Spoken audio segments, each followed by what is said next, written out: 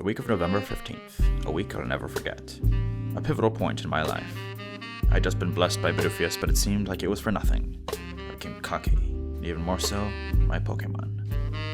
They didn't fear death, and to be quite honest, neither did I.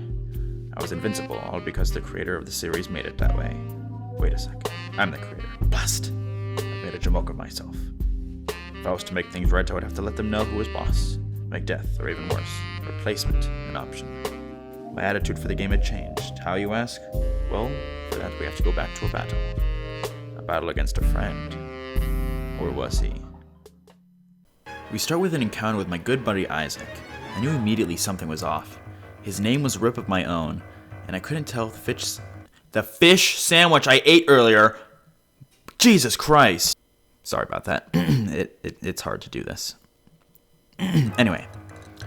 We start with an encounter with my good buddy Isaac. I knew immediately something was off. His name was a total Rip of my own, and I couldn't tell if it was the fish sandwich I ate earlier, but something wasn't right. Totally outplayed by a more experienced moveset, my entire team was defeated for the first time. Luckily, this didn't count towards the lock, but I had just made a rival. After winning, Isaac had the nerve to request a trade so his Kadabra could evolve. I traded it back and instantly regretted not stealing it for my own team.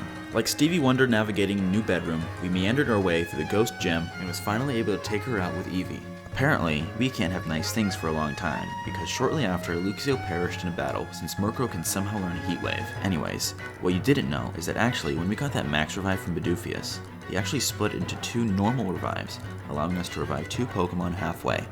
So, Luxio stays. Behind the scenes, I have been secretly befriending my Eevee to evolve it, and out of nowhere, it finally happened. Except, I thought it was daytime, so I panicked and cancelled it. Feeling like an ignoramus, I finally evolved Eevee into Umbreon. We have some dirty things planned for this man in the future. The chat began to get a little wild. Things were getting hot and heavy. And knowing I had to keep strong with 10 days left of November, I knew that I had to end the stream before I acted up.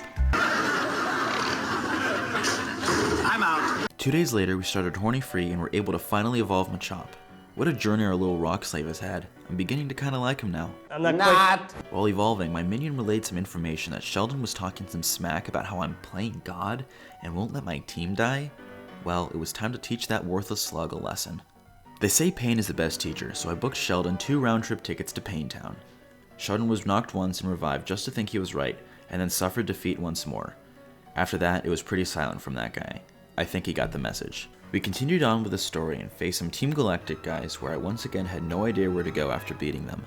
Nevertheless, we continued on and finally evolved Luxio into Luxray. What the dog doing? I guess 2 trips wasn't enough, because Sheldon found himself once again in Pain Town. How many times do we have to teach you this lesson, old man? I love the young people. Kelly Clarkson once said, "What doesn't kill you makes you stronger." But for Sheldon, what killed him actually did make him stronger. He finally evolved into Gastrodon. However, he still wasn't safe from my wrath. They say lightning never strikes twice, but for me it did with another battle against my sworn enemy, FaZe Charmander. Isaac must have been praying, because RN Jesus decided to show up and save him once again. I get flinched, and then the next turn I get critical hit flinched. It must be Thanksgiving early, because I just got served another helping of defeat. Next time, there would be carnage.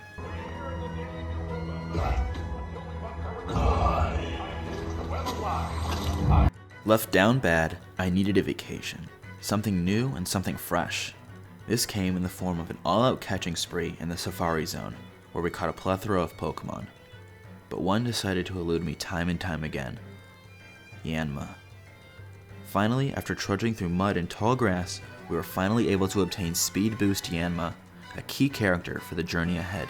Okay, also I was lied to about this pair of binoculars that allowed me to see Pokemon in the wild. Some woman told me this while I was walking around. Nope, no they don't. You can't even interact with them.